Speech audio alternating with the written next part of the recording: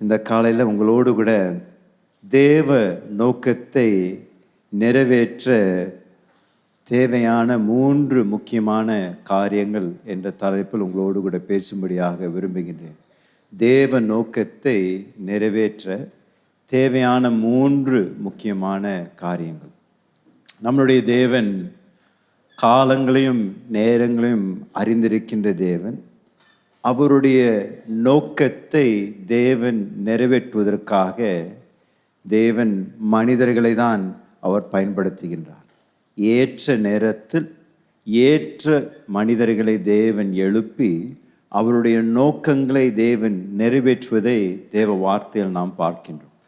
இஸ்ரவேல் ஜனங்கள் அடிமைதனத்தில் இருந்த பொழுது அவர்களை அடிமைதனத்திலிருந்து விடுவிக்கும்படியாக ஒரு மோசேவை தேவன் எழுப்பினார். அந்த ஜனங்கள் வாக்குத்தத்த பூமிக்குள் பிரவேசிப்பதற்காக எரிகோன் மதில்கள் கீழே விழுக்கும்படியாக ஒரு யோசுவாவை தேவன் எழுப்பினார்.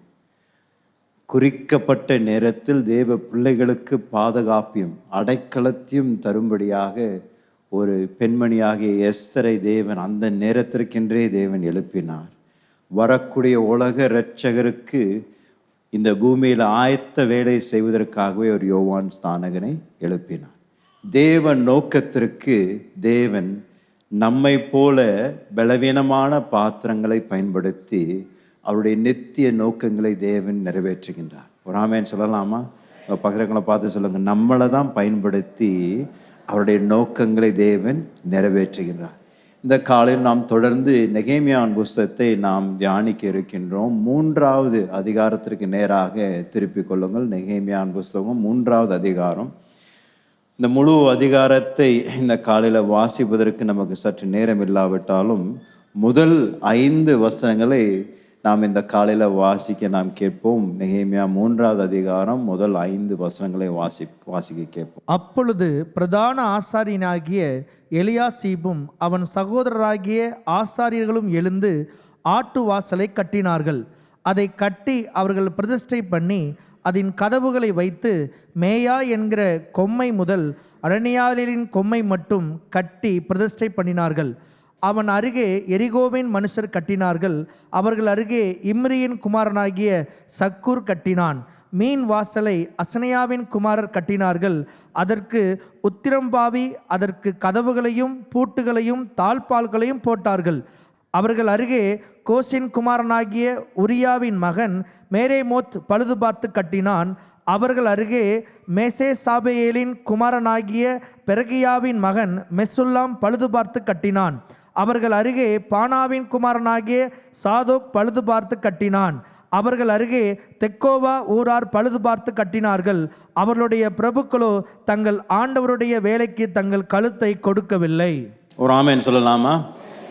அநேக நேரங்களில் நெகேமியாவின் புஸ்தகத்தை நாம் வாசிக்கும் பொழுது இந்த 3வது அதிகாரம் அநேக நேரத்தில் வாசிக்கப்படாத ஒரு அதிகாரம் என்று நான் சொல்லுவேன்.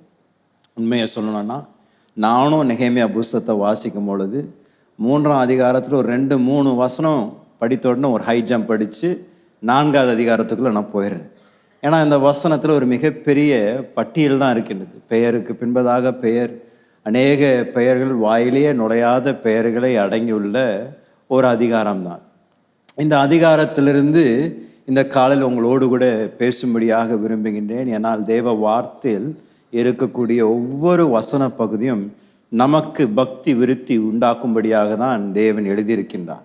இதிலையும் அநேக அற்புதமான சத்தியங்கள் அடங்கியுள்ள வசனங்கள் தான். இதிலிருந்தும் பரிசுத்த ஆவியானவர் நிச்சயமாக இந்த காலையில் நம்ம ஒவ்வொருவரோடு கூட பேசுவார் என்று நான் விசுவாசிக்கிறேன்.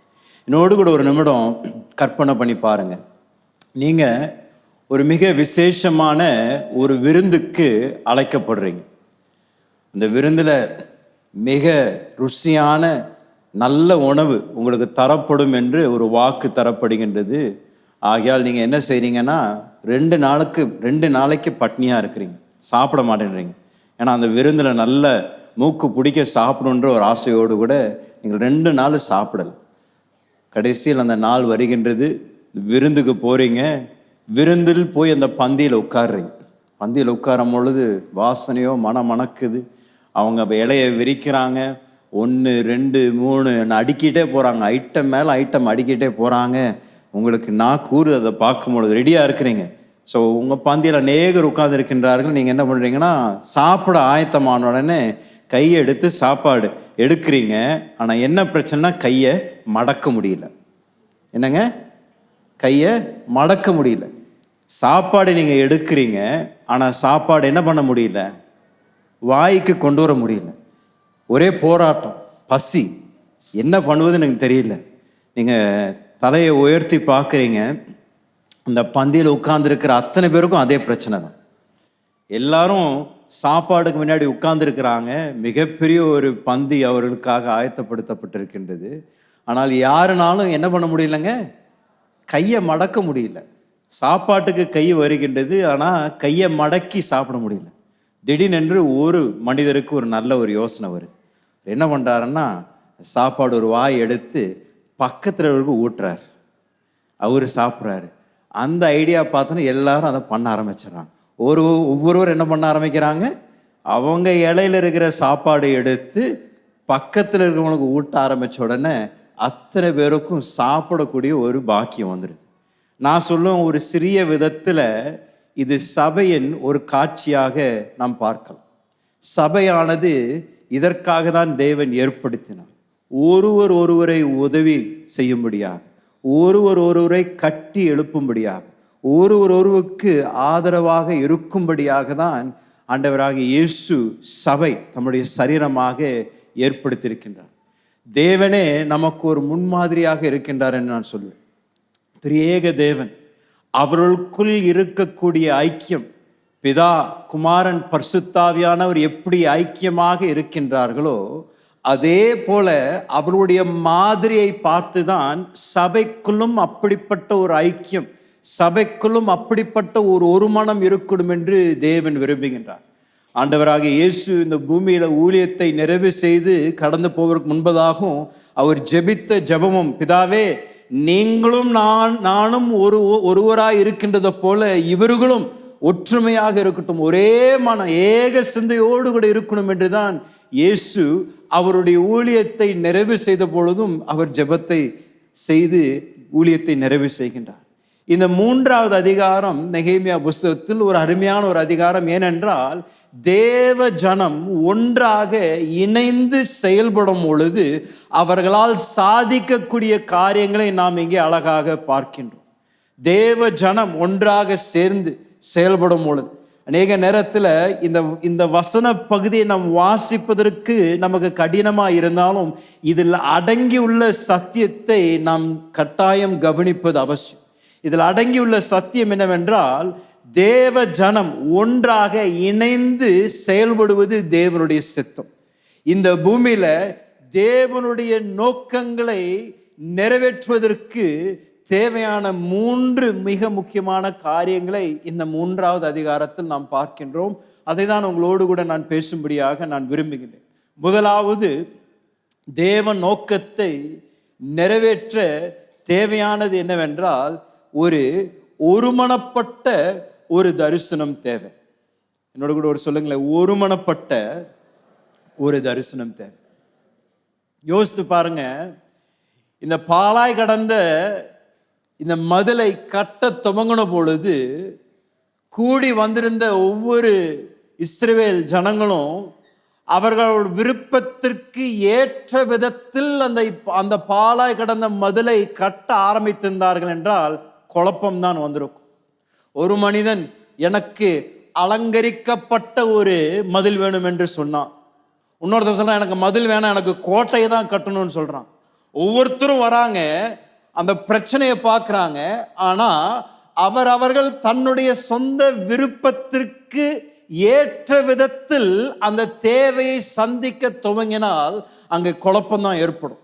இங்கே நம்ம பார்க்கும் பொழுது இவர்கள் எல்லாரும் ஒரே தரிசனத்திற்கு இணைக்கப்படுகின்றார். அவருடைய பாரமெல்லாம் இஸ்ரவேல் தேசத்தில் பாதுகாப்பன்மை இல்லாமல் இருக்கக்கூடிய இந்த நிலையை நாம் மாற்றணும். மற்ற தேசங்களுக்கு முன்பதாக நாம் தேவ பாதுகாப்போடு கூட இருக்கின்றோம் என்பதை நாம் நிலைநிறுத்தும்படியாக பாழாய் கிடந்த அந்த மதிலை ஒன்றாக இணைந்து கட்டும்படியாக அவர்கள் ஒன்று சேர்கின்றார். தேவ ராஜ்யத்தில் தேவனுக்காக காரியங்கள் நடப்பிக்கப்படணும் என்றால் ஒரு தரிசனம் தேவை. அந்த ஜனக்கூட்டத்தார் ஒரு மனதோடு கூட ஒரு தரிசனத்தை நிறைவேற்ற ஒன்றாக சேருவார்கள் என்றால் அவர்களால் செய்யக்கூடாதது எதுவுமே இல்லை. இதுதான் இந்த அதிகாரத்தில் பார்க்கின்றோம். பல்வேறு மக்கள், பல்வேறு பின்னணியிலிருந்து வருகின்றவர்கள் எல்லாரும் ஒரே தரிசனத்தோடு கூட இணைக்கப்பட்டு, எனக்கு ஒரு விதத்தில் அவர்கள் செய்ததை பார்க்கும் பொழுது கொஞ்சம் பொறாமை தான் வருது. ஏன் பொறாமைன்னா, 52 நாட்களில் மிகப்பெரிய சாதனையை படைக்கிறாங்க.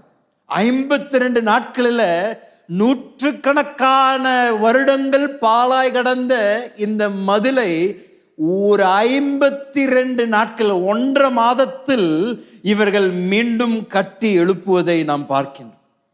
இன்றைக்கும் நம்மளுடைய சபைக்கும் தேவன் தரிசனத்தை தந்திருக்கின்றார். நம்முடைய புதிய கட்டடத்தின் கட்டுமான பணி, நான் சொல்வது தற்காலிகமான ஒரு தரிசனம் தான். ஏன்னா அதை கட்டி முடித்த பின்பதாக அந்த தரிசனம் நிறைவேறும். ஆனால் அதை காட்டிலும் ஒரு நிரந்தரமான ஒரு தரிசனத்தை தேவன் நமக்கு தந்திருக்கின்றார். அவர் வருகை வரும் வரைக்கும் நாம் ஒன்றாக இணைந்து செயல்படும்படியாக தேவன் நமக்கு ஒரு தரிசனத்தை தந்திருக்கின்றார். அந்த தரிசனத்தை தான் நாம் 4 வாக்கியங்களாக பிரித்து நம் சபையில் அநேக நேரத்தில் பகிர்ந்து கொள்கின்றோம். யாருக்கு ஞாபகம் இருக்குங்க இந்த 4 வாக்கியங்கள்? முதலாவது, சபையை கட்டுதல். இது தேவன் நமக்கு தந்த ஒரு தரிசனம். சபையை கட்டுதல் என்றால் தேவனுடைய ஜனங்கள் கட்டப்படணும். சபையானது நாம் தான் சபை. நம்மளுடைய ஆவிக்குரிய வாழ்க்கை கட்டப்படணும். ஒவ்வொரு வாரமும் நாம் ஒன்றாக இப்படியாக இணைந்து வரும் பொழுது இந்த பலிபீடத்திலிருந்து தேவ வார்த்தை போதிக்கப்படக்கூடிய ஒரு நோக்கம் என்னவென்றால், இங்கே இருக்கின்ற ஒவ்வொருவரும் தேவ பார்வையில் தேறினவர்களாக அவர்கள் நிற்கும்படியாக தான் தேவ வார்த்தை ஒவ்வொரு வாரமும் போதிக்கப்படுகின்றது. அப்படி என்றால் நம்முடைய சபைக்கு தேவன் தந்திருக்கின்ற தரிசனம் என்னவென்றால், இந்த சபையில் இருக்கக்கூடிய தேவ பிள்ளைகள் அவருடைய ஆவிக்குரிய வாழ்க்கையில் கட்டப்படணும். கொலோசியர் 1:28 அதுதான் பவுல் சொல்லுகின்றார். வாசிங்களேன். எந்த மனுஷனையும் கிறிஸ்து இயேசுவுக்குள் தேறினவனாக நிறுத்தும்படிக்கு அவரையே நாங்கள் அறிவித்து, எந்த மனுஷனுக்கும் புத்தி சொல்லி எந்த மனுஷனுக்கும் எல்லா ஞானத்தோடும் உபதேசம் பண்ணுகிறோம். ஒவ்வொரு ஞாயிற்றுக்கிழமையும் தேவ வார்த்தை இந்த பலிபீடத்திலிருந்து போதிக்கப்படக்கூடிய ஒரு நோக்கம் இருக்கும் என்றால், இங்கே கூடி வந்திருக்கின்ற ஒவ்வொரு தேவ பிள்ளையும் அவருடைய ஆவிக்குரிய வாழ்க்கையில் கட்டப்படணும். இது தேவன் நமக்கு தந்திருக்கின்ற ஒரு பிரதானமான தரிசனம். இந்த சபையின் மூலமாக அநேகர் உடைய வாழ்க்கை கட்டப்படணும். அவருடைய இயற்கையான வாழ்க்கை மாத்திரமல்ல, ஆவிக்குரிய வாழ்க்கையும் கட்டப்படணும். தேவனுக்கு முன்பதாக அவர்கள் தேறினவர்களாக நிறுத்தும்படியாக ஒவ்வொரு வாரமும் இந்த இடத்தில் தேவ வார்த்தை போதிக்கப்படுகின்றது. சபை கட்டுதல் மாத்திரமல்ல, இரண்டாவது சபையை ஆசீர்வதித்தல். சபை ஆசீர்வதித்தல் அப்படி என்றால், தேவன் நமக்கு தந்திருக்கின்ற தாளந்துகள், திறமைகள், தேவன் நமக்கு தந்திருக்கின்ற பலத்தை அவருடைய ராஜ்யத்தின் மேன்மைக்காக நாம் பயன்படுத்தணும். நமக்கு தேவன் தந்திருக்கின்ற ஐஸ்வர்யம், தேவன் நமக்கு தந்திருக்கின்ற செல்வாக்கு, தேவன் நமக்கு தந்திருக்கின்ற பதவி, இந்த பூமியில என்னெல்லாம் தேவன் நம் கரத்தில் தந்திருக்கின்றாரோ அதை எடுத்து அவருடைய நித்திய ராஜ்யத்தின் மேன்மைக்காக பயன்படுத்தும்படியாக அநேகர் எழுப்பப்படணும். அதுதான் தேவன் நமக்கு தந்திருக்கின்ற ஒரு தரிசனம். சபை ஆசீர்வதிக்கப்படணும். சபையில் இருக்கின்ற தேவ ஜனங்கள் ஒன்றாக இணைக்கப்பட்டு சபை கட்டுதல் மாத்திரமல்ல, ஆவிக்குரிய வாழ்க்கையில் கட்டப்படுவது மாத்திரமில்லை, நமக்கு உண்டான திறமைகள், நமக்கு உண்டான தாளந்துகள், நமக்கு உண்டான ஐஸ்வர்யத்தை பயன்படுத்தி மனிதன் தேவன் தனக்கு தந்திருக்கின்ற கிருபைகள் மூலமாக அவருடைய நித்திய ராஜ்யத்தை கட்டணும். அது தேவன் நமக்கு தந்திருக்கின்ற ஒரு தரிசனம். மூன்றாவது ஒரு தரிசனம், அந்த தரிசனத்தின் வாக்கியம் என்னங்க? சபையை நேசித்த. நாம் ஒன்றாக இணைக்கப்படுவது, ஐக்கியத்தில் இருக்கும்படியாக, அன்பில் இருக்கும்படியாக, சகோதர சிநேகம் நமக்குள் நிறைவாக இருக்கும்படியாக, உலகத்திற்கு ஒரு மாதிரியாக இருக்கும்படியாக தேவன் இந்த சபையை நிறுத்துவார் என்ற ஒரு தரிசனம்.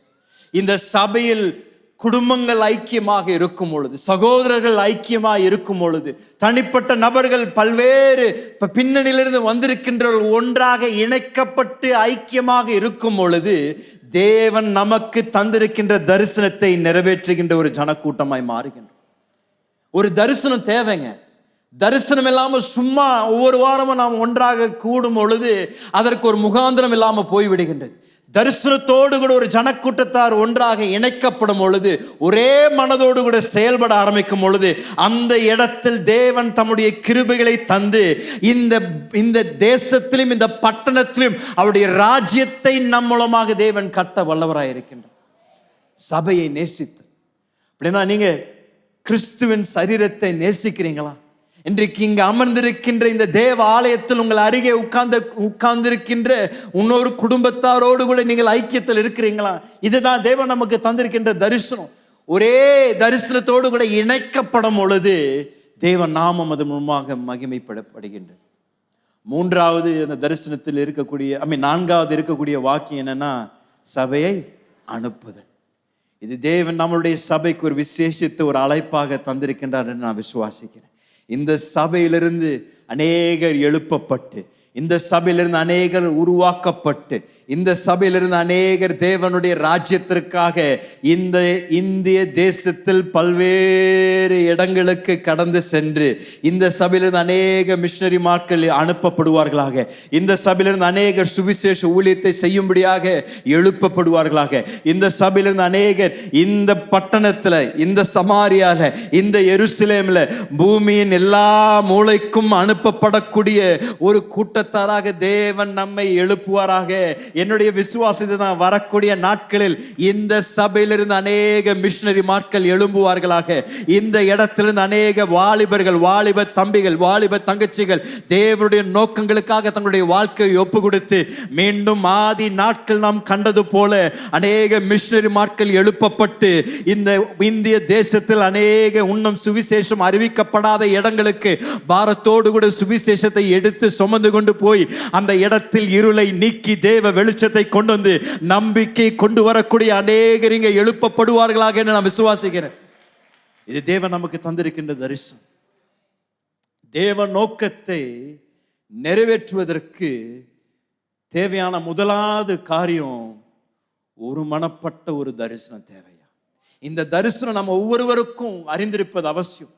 இதனாலதான் இந்த சபையை நீங்க வெளியே கீழே இறங்கி போனாலும் அந்த தூண்களுக்கு மேல இது அச்சடிக்கப்பட்டிருக்கின்றது. ஏன்? நீங்க பார்க்கும் பொழுது அதை நீங்க நினைவு கூறணும். இந்த சபை எதற்காக இந்த பட்டணத்தில் தேவன் நம்மை வைத்திருக்கின்றார் என்றால், இந்த சபையின் மூலமாக ஆவிக்குரிய வாழ்க்கைகள் கட்டப்படணும், ஆவிக்குரிய வாழ்க்கைகள் ஆசீர்வதிக்கப்படணும், ஆண்டவருடைய ராஜ்யத்தில் இருக்கக்கூடிய தேவ பிள்ளைகள் ஐக்கியத்திலும் அன்பிலும் வளரணும், இங்கிருந்து அநேகர் அனுப்பப்படணும் என்ற இந்த 4 முக்கியமான காரியங்கள் நம்மளுடைய சபையின் மூலமாக நிறைவேற்றப்படணும். இது தேவன் செய்வாராக. ஒரு ஆமென் சொல்லுங்களேன். கரங்களை உயர்த்தி சொல்லுங்க, ஆண்டவரே என்னை கொண்டு இந்த தரிசனத்தை நிறைவேற்றுங்க, என்னை கொண்டு இந்த தரிசனத்தை நிறைவேற்றுங்க.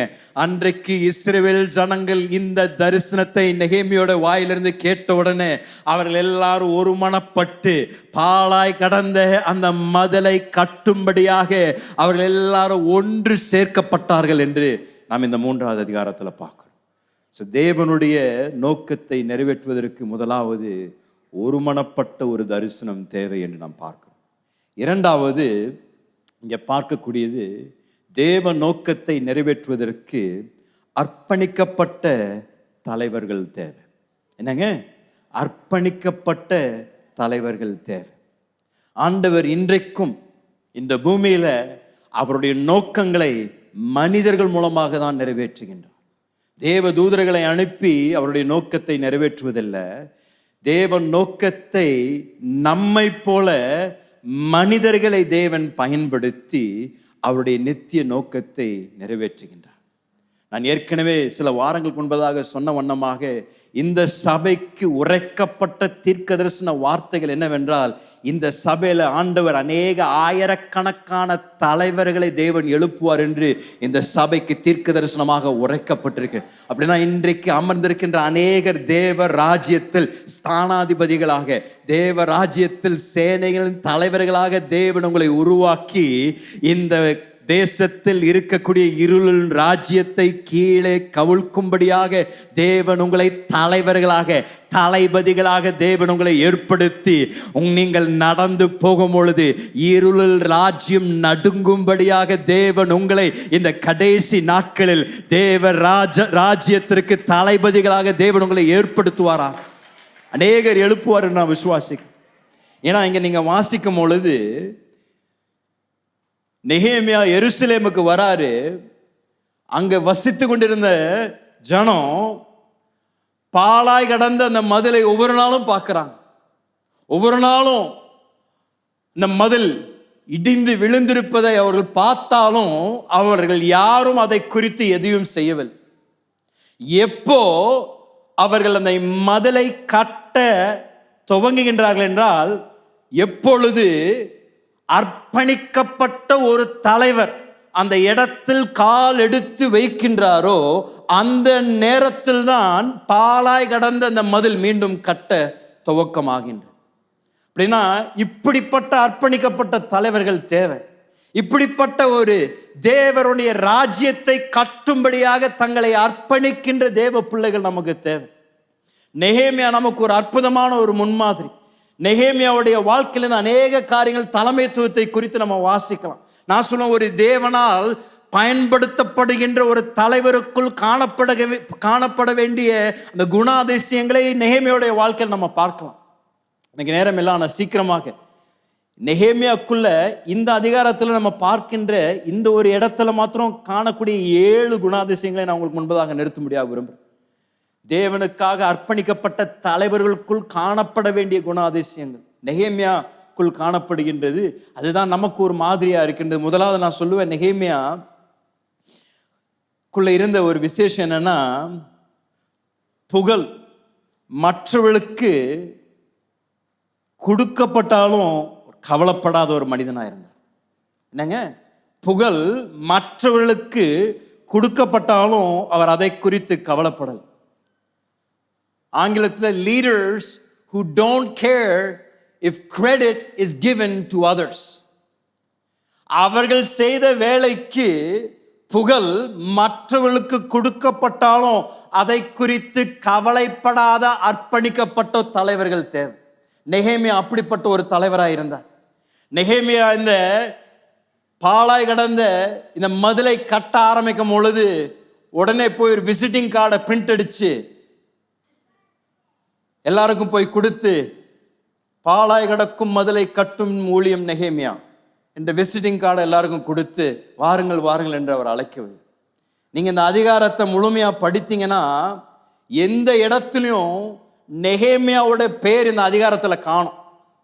நெகேமியாவுடைய பெயர் இந்த முழு அதிகாரத்துல காணல. ஒரே ஒரு இடத்துல 16ஆம் வசனத்துல நினைக்கிறேன் நெகேமியான்ற பெயர் வருகின்றது. ஆனா இது இந்த நெகேமியா குறித்து இல்லை, அங்க வசித்திருந்த ஒரு நெகேமியா குறித்து பேசப்படுகின்றது. அப்படின்னா இந்த முழு அதிகாரத்துல நெகேமியாவுக்கு தன்னுடைய பிரயாசங்களுக்கு எந்த விதத்திலும் ஒரு அங்கீகாரம் தரப்படாமல் இருந்தாலும் அவர் தேவனுடைய நோக்கங்களுக்கு தன்னை அர்ப்பணித்து செயல்பட்ட ஒரு மனிதனாக இருந்தார். என்றைக்கு தேவன் உங்களை பயன்படுத்துவார் என்றால், உங்களுடைய பெயரை நீங்கள் தேடாமல், உங்களுடைய புகழை நீங்கள் தேடாமல், தேவ ராஜ்யத்தின் மேன்மை தேடி அவருடைய ராஜ்யம் கட்டப்படணும் என்று எப்பொழுது அர்ப்பணிக்கப்பட்டு அவர் கரத்தில் நாம் நம்மை தருகின்றோமோ அப்பொழுது தேவன் நம்மை அவருடைய ராஜ்யத்திற்காக ஒரு பலமுள்ள ஒரு ஆயுதமாக நம்மளை பயன்படுத்துவார். இந்த மாதிரி நெகேமியாவிடத்தில் நம்ம படித்துக் கொள்வது அவசியம். இன்றைக்கு ஊழியம் செய்வதற்கு முன்பதாக அநேகருக்கு எனக்கு இப்படிப்பட்ட ஒரு வேலை கிடைக்குமா, அப்படி ஒரு பதவி கிடைக்குமா, இப்படி என்ன குறித்து சொல்லுவாங்களா என்று அநேக நேரத்தில் மற்றவர்கள் நம்மை குறித்து கொடுக்கக்கூடிய பாராட்டுகள், மற்றவர்கள் நம்மை குறித்து சொல்லக்கூடிய காரியங்கள் மேலதான் கண்ணும் கருத்தமா இருக்கின்றோமே தவிர, எனக்கு பெயர் கொடுக்கப்படனாலும் பரவாயில்ல, எனக்கு சேர் கொடுக்கலனாலும் பரவாயில்ல, ஏதோ ஒரு விதத்தில் இந்த பாழாய் கடக்கின்ற மதில் கட்டப்படணும் என்று எப்பொழுது அர்ப்பணிக்கப்பட்ட தேவ ஊழியர்கள் எழும்புகின்றார்களோ அப்பொழுது தேவன் உங்களை கொண்டு அசாதாரணமான காரியங்களை நடப்பிப்பாருங்க ஐயா. இந்த சபையில் அப்படிப்பட்ட தலைவர்கள் உருவாக்கப்படுவார்களாக. பெயருக்காக இல்ல, புகழுக்காக இல்ல, தேவ ராஜ்யத்தின் மேன்மைக்காக செயல்படக்கூடிய தலைவர்கள். இரண்டாவது இங்க நம்ம பார்க்கக்கூடியது மக்களை உற்சாகப்படுத்தும் தலைவர்கள். மக்களை உற்சாகப்படுத்தும் தலைவர்கள் அப்படின்னா அவர்களுக்குள்ள ஒரு சந்தோஷம், அவர்களுக்குள்ள ஒரு தேவ ஆனந்தம் இருக்கின்றது. அவர்கள் போகின்ற இடமெல்லாம் மற்றவர்களை தட்டி எழுப்பக்கூடிய நபர்களாக இருக்கின்றார். நான் சொன்ன வண்ணமாக எவ்வளோ நாட்கள், எவ்வளோ வருடங்கள் அந்த பாழாய் கடந்த மதிலை அவர்கள் பார்த்திருந்தும் எதுவும் செய்யாமல் இருந்தார்கள். ஆனால் நெகேமியா எப்பொழுது கால் எடுத்து அந்த இடத்தில் வருகின்றாரோ அவர் வார்த்தைகள் மூலமாக செயலாமல் இருந்த ஜனங்கள் உடனடியாக செயல்படுவார்கள் என்றால் நெகேமியா பேசின வார்த்தைகள் உற்சாகப்படுத்துகின்றார். உங்களால முடியும், நம்ம ஒன்றாக சேரலாம், ஒன்றாக கூடலாம், வாங்க செய்யலாம், இப்படி பாழாய் கடப்பதை நாம் அப்படியே விட்டுவிடக்கூடாது என்று அவருடைய வார்த்தைகள் மூலமாக அநேகரை கட்டி எழுப்பி ஊழியத்திற்காக தட்டி எழுப்புறார். இன்னைக்கு அதற்கு தாறுமாறாக தான் நடந்துட்டு இருக்கு. ஐயோ, இந்த சபையில இது எதுவும் செய்திடாதீங்க, இந்த சபையிலுக்கு இது ஊழியங்க இது செய்திடாதீங்க, அவ்வளோதான் முடிஞ்சது. பாலிடிக்ஸ் இருக்குது பாருங்க. வர விருப்ப இருக்கிறவங்களையும் தடுத்து நிறுத்தக்கூடிய சில பேர் இருக்கும். ஆனா நெகேமியா என்ன பண்றாருன்னா எல்லாருக்குள்ளும் தேவன் நோக்கத்தை நிறைவேற்றக்கூடிய தன்மை உங்களுக்கு உண்டு என்பதை அழகாக வெளிப்படுத்தி அநேகரை தேவ ராஜ்யத்திற்காக தட்டி எழுப்புறார். அப்படின்னா இந்த சபையில் தேவனுடைய வாக்குத்தத்த வார்த்தைகள், தீர்க்க தரிசன வார்த்தைகள் நிறைவேறணும்னா இங்கே அமர்ந்திருக்கின்ற தேவ பிள்ளைகள் மற்றவர்களை ஊக்குவித்து வாங்க நீங்களும் நானும் சேர்ந்து செய்வோம், வாங்க ஒன்றாக இணைவோம், வாங்க தேவ ராஜ்யத்தை கட்டுவோம் என்று ஒருவரை உற்சாகப்படுத்தி ஒருவரை தேவனுடைய ராஜ்யத்திற்காக உந்தி தள்ளக்கூடிய அநேகர் நமக்கு தேவைங்க ஐயா. நெகேமியானா ஒரு ரொம்ப ஞானமுள்ள ஒரு காரியத்தை பண்ணார். அவருக்கு தெரியும் வேலையை செய்வதற்கு உற்சாகப்படுத்துவது சற்று கடினமான ஒரு காரியம். என்னங்க, வேலையை செய்வதற்கு உற்சாகப்படுத்துவது சற்று கடினமான ஒரு காரியம். அவருடைய தெய்வீக ஞானத்தை நம்ம இங்க பார்க்கிறோம். அவர் உற்சாகப்படுத்தும் பொழுது வேலைகளை அவர்கள் செய்வதற்கு சற்று சுலபமாகவும் ஆக்கி தரார். 3ஆம் அதிகாரத்தில் முதல் வசனத்தில் நீங்க வாசிக்கும் பொழுது அவர் லேவியர்களை தட்டி எழுப்புறார் வேலை செய்வதற்கு. பாழாய் கடந்த மதிலை கட்டும்படியாக தட்டி எழுப்பும் பொழுது அவர்களுக்கு கொடுக்கப்படுகின்ற பொறுப்பு எந்த பொறுப்புனா ஆட்டு வாசல் நீங்க கட்டி எழுப்புகின்றார். என்ன வாசலுங்க? ஆட்டு வாசலை கட்டி எழுப்புகின்றார். ஏன் ஆட்டு வாசலை கட்டி எழுப்ப சொல்றாரு? ஏன்னா லேவியர்கள் தான் தேவ ஆலயத்தை பராமரிக்கக்கூடியவர்கள். தேவ ஆலயத்தில் அன்றைக்கு நடந்து கொண்டிருந்தது பலிகள் செலுத்தப்படும். அந்த பலிகள் செலுத்தப்படும் பொழுது ஆடுகள் எருசலேமுக்குள் வரும் பொழுது எந்த வாசலுங்க கொண்டு வருவாங்க? ஆட்டு வாசலை தான் கொண்டு வருவாங்க. ஆட்டு வாசலை நீங்க கட்டி எழுப்புங்கன்னு சொல்றார். அவர்கள் லேவியர்கள் அப்படிப்பட்ட கட்டுவதற்கு ஒருவேளை திறமை இல்லாமல் இருந்தாலும் அவர் கொடுத்த உற்சாகம் என்னன்னா, இது உங்களுடைய வேலைக்கு ரொம்ப பொருந்திய ஒரு மிக முக்கியமான ஒரு பொறுப்பு, அதனால் நீங்க செய்யுங்க என்று சொல்றார். சில பேருக்கு இன்னும் சௌரியமா சொல்றாரு, நீங்க என்ன பண்றீங்கன்னா இங்கெல்லாம் இவ்வளவு தூரம்லாம் வர வேண்டாம், நீங்க என்ன பண்றீங்க, உங்க வீட்டுக்கு முன்னாடி இருக்கிற பாழாய் கிடக்கின்ற அலங்கத்தை மாத்திரம் கட்டுங்க. எங்கங்க? உங்க வீட்டு வாசலுக்கு முன்னாடி இருக்கக்கூடிய பாழாய் கிடக்கிற அலங்கத்தை கட்டுங்கன்ற. அப்படின்னா ஏதோ ஒரு விதத்துல தேவ ராஜ்யத்தில் இணைக்கப்பட்டு, அப்படின்னா அந்த 3ஆம் அதிகாரத்துல நேரம் இல்லை, நீங்க அந்த குறிச்சு வச்சுக்கோங்க. 10வது வசனம், 23ஆம் வசனம், 28ஆம் வசனம், இந்த 30ஆம் வசனம் இதெல்லாம் நீங்க வாசிக்கும் பொழுது குறிப்பா சொல்றாரு, உங்க வீட்டுக்கு முன்னாடி இருக்கிற வாசல், உங்கள் வீட்டுக்கு முன்னாடி இருக்கின்ற அந்த மதில், அந்த இடத்த முதல்ல கட்டுங்க. அப்படின்னா நீங்க காலைல எழும்புறீங்க, 2 படி எடுத்து வைக்கிறீங்க, அந்த இடத்துல நீங்க வேலை செய்யுங்கன்ற. அப்படின்னா ஏதோ ஒரு விதத்துல எல்லாரும் அந்த தேவ நோக்கத்தில் ஈடுபடுவதற்காக அநேகரை தட்டி எழுப்பக்கூடிய ஒரு மனிதனாக இருக்கின்றார். 3வது அவர் செய்யக்கூடியது திட்டமிட்டு ஒழுங்குபடுத்தி அழகாக செய்கின்றார். இப்படிப்பட்ட தலைவர்கள் தேவை. என்ன பண்றாங்க? திட்டமிட்டு ஒழுங்குபடுத்தி அநேகரை செயல்படுத்துகின்றார் நெகேமியா. அப்படின்னா இந்த 3 அதிகாரத்தில் நீங்கள் வாசிக்கும் பொழுது நான் சொன்ன வண்ணமாக நம்ம சீக்கிரமாக இந்த அதிகாரங்களை வாசித்தரலாம். ஆனால் அந்த வேலையின் அந்த ஒரு வேலையின் தன்மைனா அது மிகப்பெரிய ஒரு வேலை. இது ஒரு நாளில் 2 நாளில் செய்யக்கூடிய வேலை இல்லை.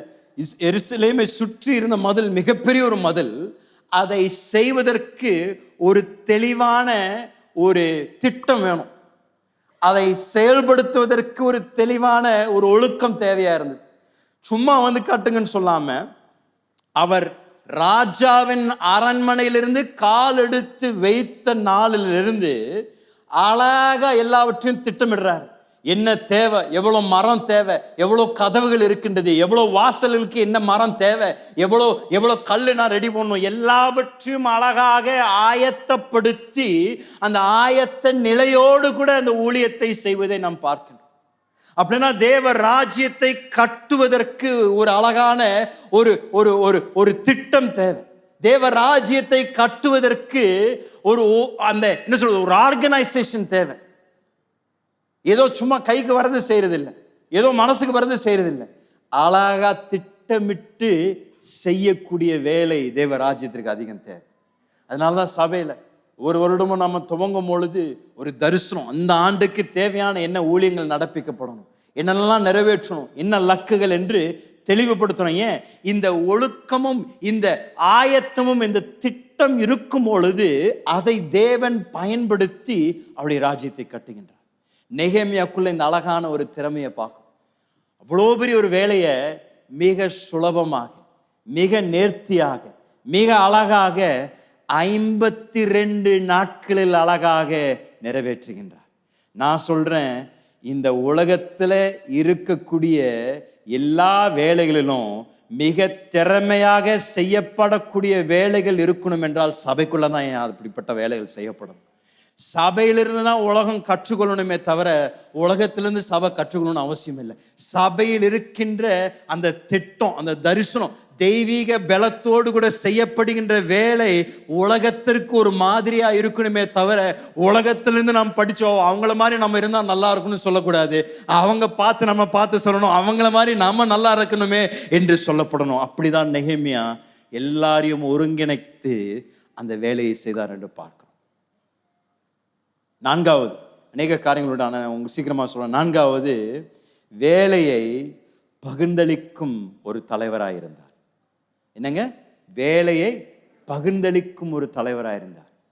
அப்படின்னா எல்லாத்தையும் அவருடைய தலையிலே தூக்கி போட்டுட்டு நான் தான் செய்வேன்னு சொல்லாம அழகா பொறுப்புகளை மற்றவர்களுக்கு பிரித்து கொடுத்து மற்றவர்களும் அந்த பொறுப்புகளை செய்யத்தக்க விதத்தில் அவர்களை நம்பி அந்த பொறுப்புகளை தருகின்றார். சில நேரத்தில் இது கொஞ்சம் கஷ்டம். ஏன்னா நம்மாலே எல்லாம் செய்ய முடியும்னா நம்மளே செய்திட விரும்புகிறோம். ஆனால் தேவ ராஜ்யம் எப்படி செயல்படுகின்றதுன்னா அநேகரை எழுப்பணும், அநேகருக்கு இப்படிப்பட்ட பொறுப்புகளை தரும் பொழுதுதான் அவர்களும் இந்த பாரத்தை சுமக்க ஆரம்பிப்பார். சில நேரத்தில் சில சபைகளுக்கு நம்ம போனோம்னா ஆரம்ப ஜெபத்திலிருந்து, கீபோர்டு வாசிக்கிறதுல பாடுறதுல இருந்து, காணிக்கை எடுக்கிறதுல இருந்து, பிரசங்கம் பண்றதுல இருந்து, ஜெபம் பண்றதுல இருந்து, கடைசி ஆசீர்வாதம் கொடுக்கறதுல இருந்து எல்லாம் ஒருத்தர் தான் பண்ணுவார். ஏன் மற்றவர்களுக்கு அதை பிரித்து தர மாட்டாங்க? ஏன் பிரித்து தரம் தூக்கிட்டு ஓடிடுவாங்களே, ஏதோ ஆயிரும்.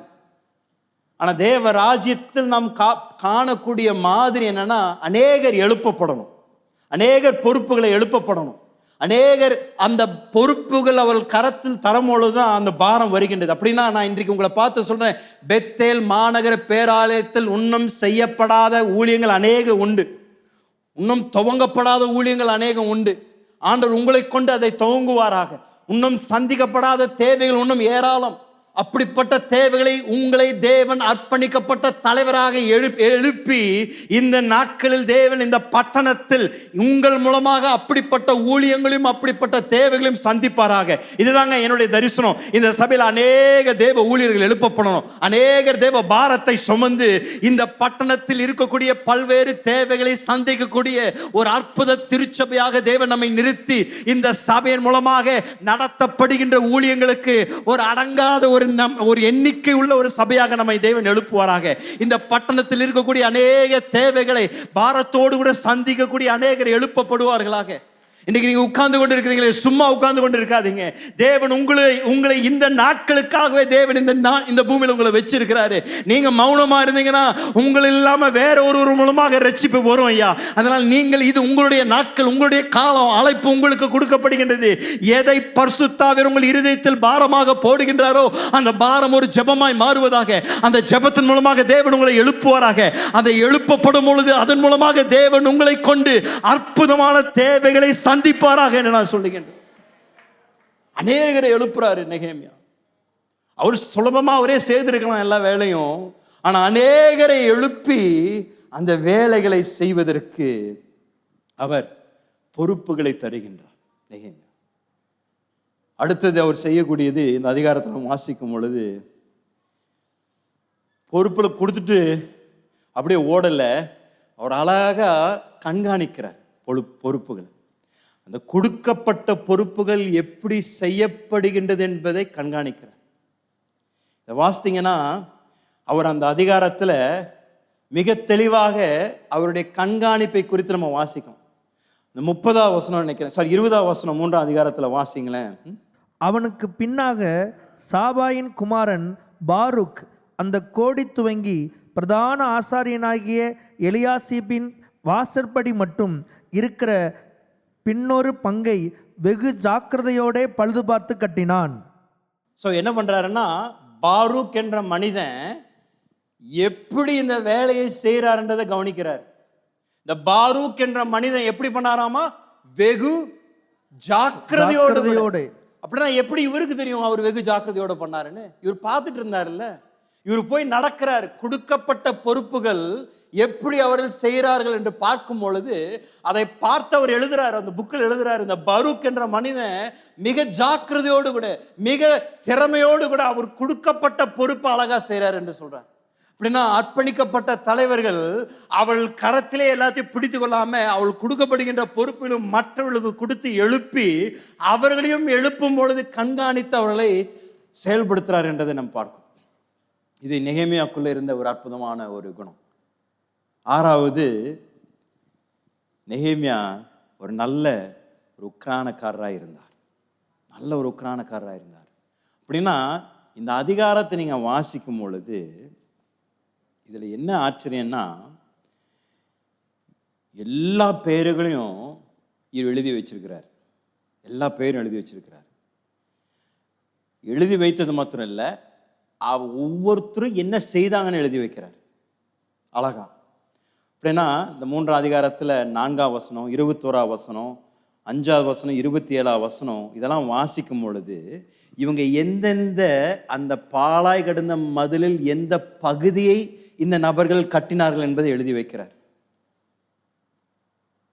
நெகேமியா இவ்வளோ பெயர்களை ஞாபகம் வைத்தது ஏதோ அவர் மனசில் அப்படியே வச்சிருந்தனால இல்லை, அவர் எழுதி வைத்தனார்.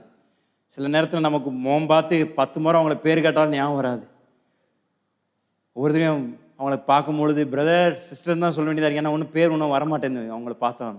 ஆனால் நெகேமியா என்ன பண்ணுறாரு, அழகா பெயர் என்ன பண்ணுறாருங்க எழுதி வைக்கிறார். யார் யார் என்னென்ன செய்கிறார்கள் என்று அழகா எழுதி வைக்கிறார். நான் இன்னொன்று சொல்லட்டா, இந்த மனிதன் நெகேமியாவே இவ்வளோ தூரம் உன்னிப்பாக எல்லாத்தையும் கவனித்து எழுதி வைத்தார்னா, மேலே இருக்கிற பெரியவர் நம்ம செய்யக்கூடிய ஒரு கலசம் பச்சை தண்ணியை கொடுப்பதை எழுதி வைப்பாரா வைக்க மாட்டாருங்களா?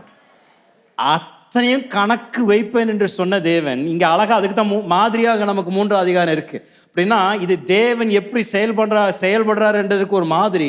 நெகேமியா அந்த 52 நாட்கள் கட்டப்பட்ட மதிலில் யாரெல்லாம் ஈடுபட்டு வேலை செய்தாங்க என்று எழுதி வைத்தார்தான், இந்த பூமியில தேவன் கட்டக்கூடிய நித்திய ராஜ்யத்தில் யாரெல்லாம் என்னென்ன செய்தாங்க, எப்ப செய்தாங்க, அவர்கள் மூலமாக என்னெல்லாம் நடப்பிக்கப்பட்டது என்றதை தேவன் அழகாக அவருடைய ஞாபகத்தின் புஸ்தகத்தில் எழுதி வைத்திருக்கின்றார் என்பதை நான் உங்களை பார்த்து சொல்றேன். ஒரு நாள் வரும் பொழுது கிரீடங்கள் கொடுக்கப்படுகின்ற நாளில் ஆண்டவர் அதை அழகாக எல்லா சேனைகளுக்கு முன்பதாக, திரள் ஜன கூட்டத்தாருக்கு முன்பதாக அந்த புஸ்தகத்தை திறந்து பெயர் பெயராக வாசித்து நீங்கள் என்னத்தை செய்தீர்கள் என்பதை எல்லாரும் கேட்கும்படியாக சொல்லி அதற்கு பின்பதாக உங்களை முன்பதாக வர வைத்து கிரீடங்களுக்கு மேலே கிரீடங்கள் வைத்து உங்களை பாராட்டக்கூடிய ஒரு நாள் வரும் ஐயா. நெகேமியா அதை செய்தாருன்னா எவ்வளவு தூரம் நம்முடைய தேவன் செய்வார். நெகேமியா எல்லாவற்றையும் அழகாக எழுதி வைத்து கணக்கு வைத்து ஒரு நல்ல ஒரு உக்ரானக்காரராக இருந்தார். அதனால தான் நிறைய நேரத்தில் ஜீவக்குழு ஊழியம் செய்கிறவங்க, பல விதத்தில் ஊழியம் செய்கிறவங்க ரிப்போர்ட் கொடுக்க வேண்டியதாக இருக்கு, கணக்கு கொடுக்க வேண்டியதாக இருக்கு. ஏன்? இது தேவராஜ்யத்தின் மாதிரி. தேவராஜ்யத்தில் எல்லாவற்றையும் ஆண்டவர் ஒழுக்கம் கிரமமாக செய்யக்கூடியவராக இருக்கின்றார் என்பதை பார்க்கிறோம். நெகேமியா அழகாக அந்த முழு அதிகாரத்தில் பெயர் பெயராக, குடும்பம் குடும்பமாக யார் என்னத்தை செய்தார்கள் என்று அழகாக கணக்கு வைக்கிறார். 7வதாக நெகேமியா செய்ததை பார்க்கும் பொழுது இதுதான் இன்னொரு ஆச்சரியமான ஒரு காரியம்.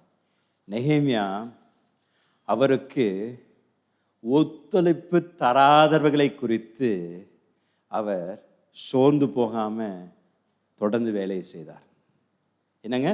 அவருக்கு ஒத்துழைப்பு தராதவர்கள் நிமித்தம் அவர் சோர்ந்து போகாம தொடர்ந்து வேலையை செய்தார். அன்னைக்கு இருக்கிற நிலவரம் இன்னைக்கும் அதே நிலவரம் தான்.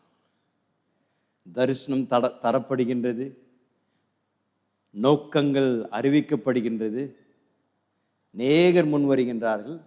ஆனால் சிலர் என்ன பண்ண மாட்டாங்க?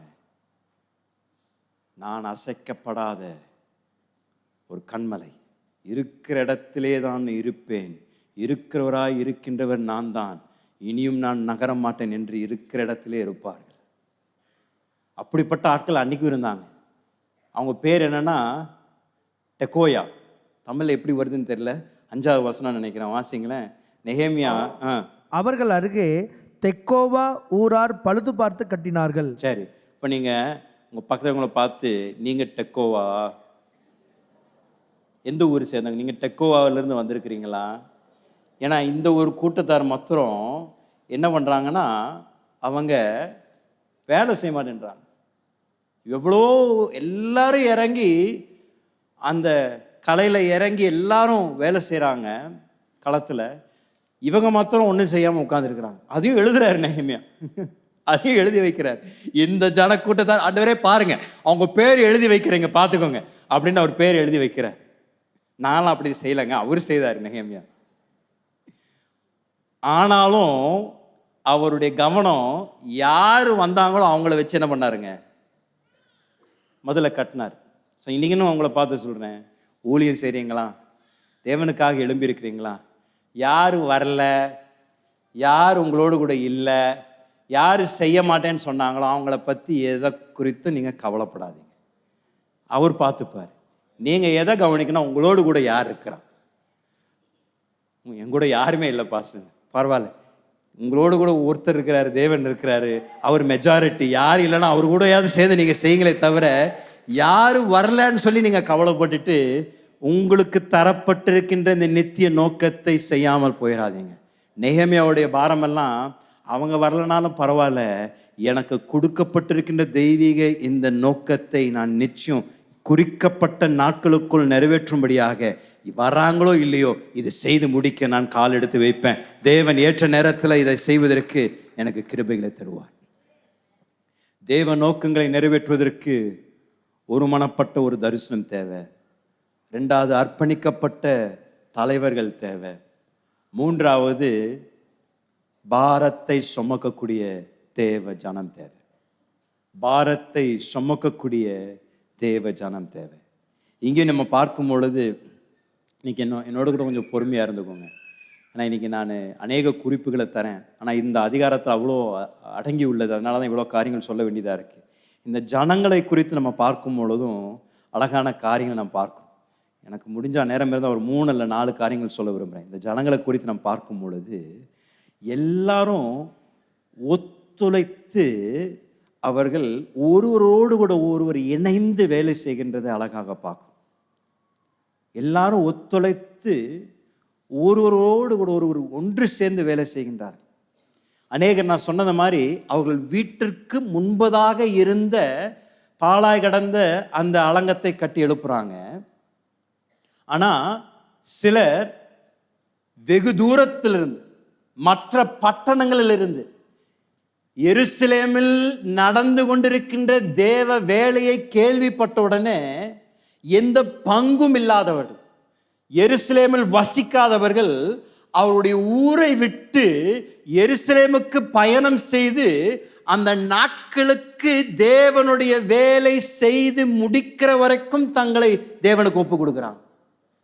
இந்த 3ஆம் அதிகாரத்தில் 2ஆம் வசனம், 7ஆம் வசனம், 13ஆம் வசனம், 14ஆம் வசனம், 16ஆம் வசனம், 17ஆம் வசனம் இதெல்லாம் வாசித்தீங்கன்னா, மீண்டும் சொல்கிறேன், 2, 5, 7, 13, 14, 16, 17 வாசிக்கும் பொழுது இங்கே குறிக்கப்பட்டிருக்கின்ற இந்த பெயர்கள் எருசலேமை சேர்ந்தவர்கள் இல்லை, மற்ற ஊர்களிலிருந்து வராங்க. அவங்க கேள்விப்பட்டதெல்லாம் பாழாய் கடந்திருக்கின்ற தேவனுடைய பட்டணத்தின் அலங்கங்கள் மீண்டும் கட்டப்படுகின்றது என்று கேட்ட உடனே அவளுக்கு எனக்கு இதிலிருந்து என்ன பயன் வரும் என்று கூட கேட்கல. இந்த மதில் எனக்கு பிரயோஜனமா இருக்கும்னு கூட கேட்கல. தேவ ராஜ்யம் கட்டப்படுகின்றது, தேவ நாமம் மேன்மைப்படணும் என்று அவர்களை வீடை விட்டு அவருடைய ஊரை விட்டு தேவனுடைய செயல் எங்க நடந்து கொண்டிருந்ததோ அந்த இடத்துல வந்து கரம் கொடுத்து தேவ ராஜ்யத்தை கட்ட ஆரம்பிக்கிறாங்க. என்ன அற்புதமான தேவ பிள்ளைகள், யோசிச்சு பாருங்களேன். இந்த இஸ்ரவேல் ஜனங்க தூர பிரயாணம் வந்து அழகாக தேவ ராஜ்யத்தோடு கூட இணைந்து கட்டுகின்றார். ஒவ்வொருவரும் என்னென்ன வேலைகள் செய்யணும் என்று அவர்கள் ஒன்றாக இணைக்கப்பட்டு அந்த மதில் கட்டி முடித்த உடனே அவர்கள் எல்லாம் ஒரே கோர்வையோடு கூட இருக்கக்கூடிய ஒரு நல்ல பலனுள்ள ஒரு மதிலை கட்டுறாங்க. சில நேரத்தில் ஒரு ஆள் ஒரு செவரே சரியாக கட்ட மாட்டார், கோணையா போயிடும்.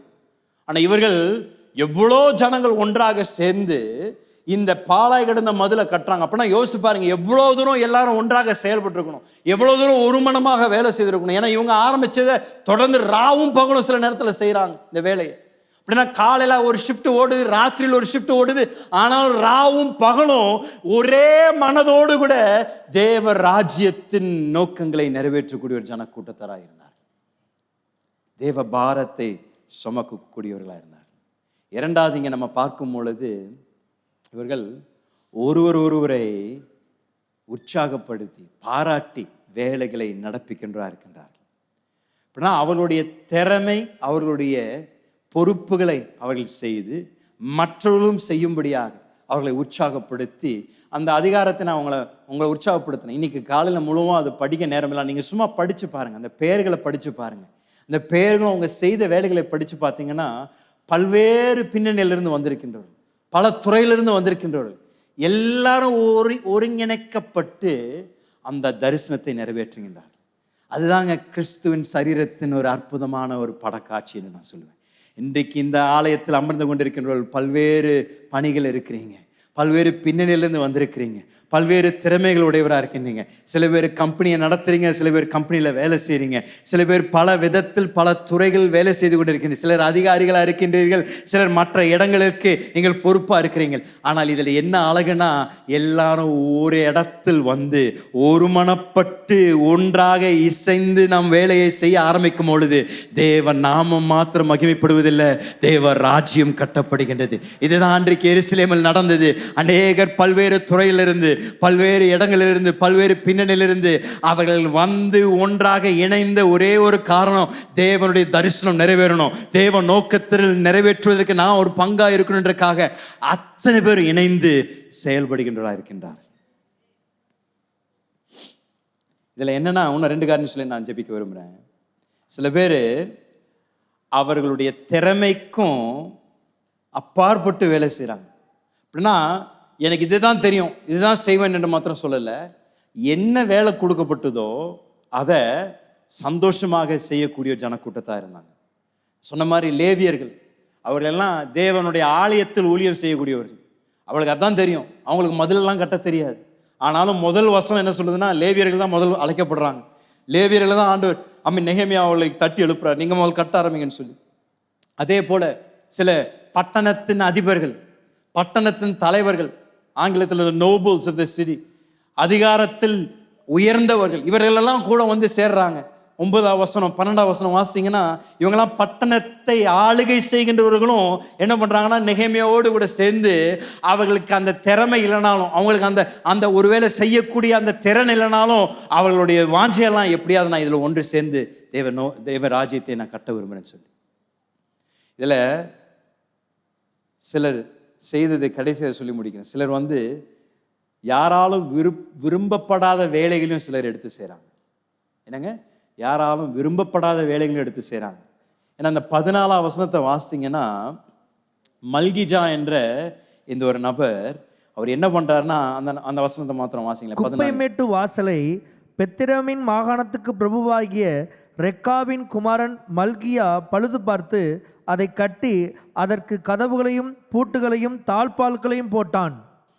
எவ்வளவோ வாசல்கள் இருந்தது எருசலேமுக்கு, ஏகப்பட்ட வாசல்கள் இருந்தது. சில வாசல்கள் ரொம்ப பிரபலமான வாசல்கள், சொன்ன மாதிரி ஆட்டு வாசல், ஃபவுண்டன் கேட் என்று பல விதமான வாசல்கள். சில வாசல்களுக்கு அதிக மதிப்புண்டு. இது ரொம்ப பிரபலமான மிக முக்கியமான வாசல். ஆனால் இவர் மல்கிஜா என்ற மனிதன், அவருக்கு எந்த வாசல் தரப்பட்டதுங்க? குப்பமேடு வாசல் தரப்பட்டது. அதனால் என்ன அர்த்தங்க? இந்த வாசல் வழியாக தான் எருசலேமின் எல்லாம் குப்பை என்ன பண்ணுறாங்களாமா, வெளியே கொண்டு போகிறாங்க. இந்த மனிதனுக்கு என்ன வேலை கொடுக்கப்படுது? உனக்கு குப்பமேட்டு வாசலை கட்ட உனக்கு பொறுப்பு தரும். எவ்வளோ பேர் எவ்வளோ சந்தோஷமாக ஏற்றுக்கணுங்க. உங்களுக்கு என்ன வேலை தரப்படுகின்றது? ஞாயிற்றுக்கிழமை குப்பையை வாரி கொண்டு போய் வெளியே போடணும். ஆண்டவர் எனக்கு இதெல்லாம் அழைக்கல பாஸ்டர், எனக்கு அழைச்சதெல்லாம் வேற மாதிரி அழைப்பு கொடுத்துருக்கிறார்.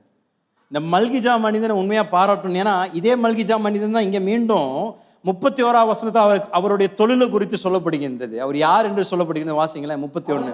அவனுக்கு பின்னாக தட்டானின் குமாரன். தட்டானின் குமாரன். தட்டானின் குமாரன்னா என்னங்க? தட்டிக்கிட்டே இருப்பானா? என்னங்க தட்டான்? நீங்க தான் தமிழ் சொல்லணும்.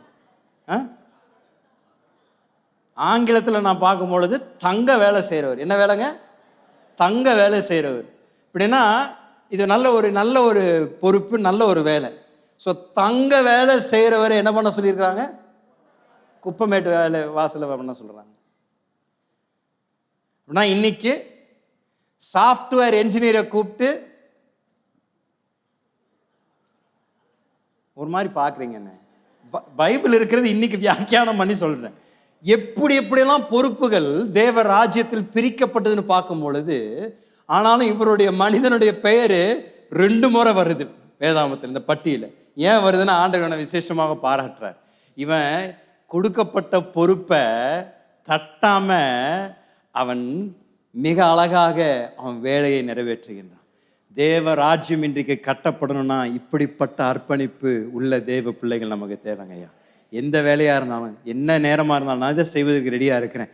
தேவ ராஜ்யத்தை ஏதோ ஒரு விதத்தில் என்னுடைய கரங்கள் மூலமாக கட்டப்படணும் என்று ஒரு தேவ ஜன கூட்டத்தார் பாரத்தோடு கூட ஒன்று இணைக்கப்படுவார்கள் என்றால், நான் உங்களை பார்த்து சொல்கிறேன், இந்தியாவுக்கு எழுப்புதல் நாட்கள் வந்துவிட்டதையா. இப்படிப்பட்ட ஜன கூட்டத்தாரை, இப்படிப்பட்ட தேவ ஜனத்தை நம்முடைய சபையில் தேவன் எழுப்புவாராக. 3வது அதிகாரம் ஒரு விசேஷமான அதிகாரம். இதிலிருந்து நம்ம கற்றுக்கொள்ளக்கூடியது தேவ நோக்கத்தை நிறைவேற்றுவதற்கு தேவையான 3 காரியங்கள். முதலாவது, ஒருமனப்பட்ட ஒரு தரிசனம் தேவை. 2வது, அர்ப்பணிக்கப்பட்ட தலைவர்கள் தேவை. 3வது, பாரத்தை சுமக்கக்கூடிய தேவ ஜனங்கள் தேவை. இந்த 3 காரியங்கள் ஒன்றாக இந்த அதிகாரத்தில் இணைக்கப்படும் பொழுது 52 நாட்களில் 100கணக்கான வருடங்களாக பாழாய் கடந்த அந்த மதலை இந்த ஜனக்கூட்டத்தார் எழுப்பினார்கள். நான் உங்களை பார்த்து சொல்கிறேன், ஆயிரக்கணக்கான வருடங்களில் இருளில் இருந்த இந்த தேசத்தை 50 நாட்களுக்குள் தேவன் ஒரு மகா பெரிய ஒரு திருப்புதலை கொண்டு வருவார்னா எப்படி அதை செய்வாருன்னா, அர்ப்பணிக்கப்பட்ட தேவ பிள்ளைகள், ஒருமனப்பட்ட ஒரு தரிசனம், பாரத்தை சுமக்கக்கூடிய தேவ ஜனம். இந்த 3 காரியங்கள் நடைபெறும் பொழுது நம்முடைய ஜெபங்களுக்கு பதிலை காண்போம். என்னுடைய விருப்பம் இதுதான். தேவன் நம்முடைய சபைக்கு தந்திருக்கின்ற இந்த 4 தரிசன வாக்கியம், சபையை கட்டுதல், சபையை ஆசீர்வதி, சபையை நேசித்தல், சபையை அனுப்புதல், இது ஒவ்வொரு விசுவாசிக்குள்ளும் ஒரு துடிதுடிப்பாக இருப்பதாக. இந்த தரிசனத்தில் நீங்களும் இணைந்து செயல்பட ஆரம்பிக்கும் பொழுது இந்த திருச்சபையின் மூலமாக தேவன் நம்முடைய நித்திய ராஜ்யத்தை இந்த பட்டணத்தில் தேவன் கட்ட முடியும். பார்க்குறவங்கள பார்த்து சொல்லுங்க, நீங்கள் தான் ஐயா தேவன் உங்களை தான் தேடிக்கொண்டிருக்கிறாரு. உங்களை கொண்டு இந்த நித்திய ராஜ்யத்தை செய்ய தேவன் கட்ட அவர் விருப்பமாக இருக்கிறார். எழுப்பி நிற்கலாம். அவங்களோடு நான் ஜெபிக்க முடியாது விரும்புகிறேன். இந்த 3வது அதிகாரம் ஒரு விசேஷமான ஒரு அதிகாரம். இதுலேருந்து நம்ம கற்றுக்கொள்ளக்கூடிய தரிசனம் இன்றைக்கு ஒவ்வொருவரோடு கூட தேவன் பேசுவாருன்னு நான் விசுவாசிக்கிறேன். ஒருவேளை நீங்கள் தூரத்திலிருந்து ஒரு பார்வையாளராக இருந்தீங்கன்னா, இந்த சபையில் நீங்கள் இன்னும் பாரத்தை சுமக்காமல், இன்னும் இந்த தரிசனத்தில் இணைந்து செயல்படாமல் இருந்தீங்கன்னா, இன்றைக்கு தேவன் உங்களோடு கூட பேசுவாராக. பரிசுத்த ஆவியானவர் உங்களோடு கூட பேசுவாராக. ஏதோ நீங்கள் வந்து நாற்காலியில் அமர்ந்து இந்த நாற்காலியை சூடு பண்ணி போகிறதுக்காக தேவன் உங்களை கொண்டு வரலையா. தெய்வீக நோக்கம் ஒன்று உண்டு. உங்களை தேவன் பிரித்தெடுத்ததற்கு ஒரு முகாந்திரம் உண்டு. உங்களை கொண்டு தேவன் இந்த நித்திய ராஜ்யத்தை கட்ட தேவன் சித்தம் கொண்டிருக்கின்றார். இந்த காலை வேளையில் இன்றைக்கு ஒரு அர்ப்பணிக்கப்பட்ட ஒரு இடத்திற்கு வரும்படியாக நான் உங்களை உற்சாகப்படுத்துகின்றேன். உங்களுடைய திறமையை, உங்களுடைய தாளந்தை, உங்களுக்கு தேவன் தந்திருக்கின்ற இந்த பூமியில் தந்திருக்கின்ற பொறுப்புகளை அவருடைய ராஜ்யத்திற்காக பயன்படுத்த இந்த காலையில் ஒரு ஜெபத்தை செய்யும்படியாக நான் உங்களை உற்சாகப்படுத்துகிறேன். அவரை பார்த்து சொல்லுங்க, ஆண்டவரே ஏதோ ஒரு விதத்தில் என்னை பயன்படுத்துங்க. எனக்குண்டான தாளந்து, எனக்குண்டான திறமை உம்முடைய ராஜ்யத்திற்காக பயன்படுத்தப்படுவதாக ஆண்டவரே. இந்த உலகத்திற்காக, அழிந்து போகக்கூடிய உலகத்திற்காக என் பலன் பயன்படுத்தப்படக்கூடாது, நித்திய ராஜ்யத்திற்காக பயன்படுத்தப்படணும் ஆண்டவரே. அந்த ஞாபகத்தின் புத்தகத்தில் என்னுடைய பெயர் இருக்கணும் ஆண்டவரே. அதை நீங்கள் வாசிக்கும் பொழுது என் பெயர் அதில் வாசிக்கப்படணும். இந்த சபையில் நான் ஒரு தூணாக இருந்தேன், இந்த சபையில் நான் ஒரு ஆசீர்வாதமாக இருந்தேன், என் மூலமாக தேவ ராஜ்யம் கட்டப்பட்டது என்று அது எழுதப்படுவதாக நீங்கள் ஜபிக்கிறது உங்கள் காலையில் உங்களுக்கு இந்த ஒரு பாரமாக இருப்பதாக நான் உங்களை உற்சாகப்படுத்தினேன். கரங்களை உயர்த்த ஒரு சில நிமிடங்கள் ஜெபித்து இந்த இடத்தை விட்டு நம்ம கடந்து போவோம். ஆண்டவரே, இந்த காலையில் சபையாரோடு கூட பேசுங்க, சபையாரோடு கூட பேசுங்க. ஒரு மனத்தோடு கூட நாங்கள் செயல்பட எங்களுக்கு கிருபையை தாங்க ஆண்டவரே. எங்களுக்கும் இந்த காலையில் பல்வேறு துறைகளிலிருந்து, பல்வேறு பின்னணியிலிருந்து, பல்வேறு திறமைகளோடு கூட அநேகர் இங்கே ஒன்று சேர்ந்திருக்கின்ற ஆண்டவரே. ஆண்டவரே, இன்றைக்கு நாங்கள் ஒன்று சேர்ந்திருக்கின்றதற்கு உங்களுடைய நோக்கங்களை நிறைவேற்றக்கூடிய ஒரு பாரத்தை எங்களுக்கு தாங்க ஆண்டவரே. இந்த வாழ்க்கையை நாங்கள் ஏதோ எங்களுடைய சொந்த இன்பத்திற்காக, எங்களுடைய சொந்த விருப்பத்திற்காக நாங்கள் கடத்தி விடாம உம்முடைய நித்திய ராஜ்யத்திற்கு பிரயோஜனம் உள்ள பாத்திரங்களாக எங்களை நாங்கள் அர்ப்பணிக்கிறோம் ஆண்டவரே. எங்களை பயன்படுத்துங்க. அநேகரை எழுப்புங்க. இந்த காலையில தட்டி எழுப்புங்க ஆண்டவரே. உம்முடைய நித்திய ராஜ்யத்தை கட்டுவதற்கு அநேகர் பாரத்தை இன்றைக்கு பெற்றுக்கொள்வார்களாக. இந்த பட்டணத்தில் இருக்கக்கூடிய அநேக தேவைகளை சந்திக்கக்கூடிய ஊழியங்கள் உருவாக்கப்படுவதாக, அநேக துறைகளில் இந்த சபை செயல்படுவதாக, இந்த சபையிலிருந்து அநேக தலைவர்கள் ஏற்படுத்தப்படுவார்களாக, உருவாக்கப்படுவார்கள். ஜெபிக்கிறேன், இந்த காலையில் ஒரு பாரத்தை போடுங்க, ஒரு ராஜ்ய பாரத்தை போடுங்க. தேவ ராஜ்யத்திற்காக தங்களுடைய நேரத்தை தரக்கூடிய ஒரு விருப்பத்தை கொடுங்க ஆண்டவரே. ஒவ்வொரு விசுவாச குடும்பமும் ஆண்டவரே, அந்த 3ஆம் அதிகாரத்தில் எப்படி குடும்பமாக தகப்பனும் மகளும் ஆண்டவரே குடும்பமாக வந்து வேலை செய்தார்கள், குடும்பமாக வந்து இதை கட்டினாங்கள் என்று படிக்கிறது போல எங்கள் சபையில் அப்படிப்பட்ட சாட்சிகள் வருவதாக. குடும்பமாக யோசுவா போல நானும் என் வீட்டாருமே கர்த்தரை சேவிப்போம் என்று அர்ப்பணிக்கப்பட்ட குடும்பங்கள் இந்த சபையில் உருவாக்கப்படுவார்களாக. அநேகர் தேவ ராஜ்யத்தை கட்டுவதற்கு எழுப்பப்படுவார்களாக.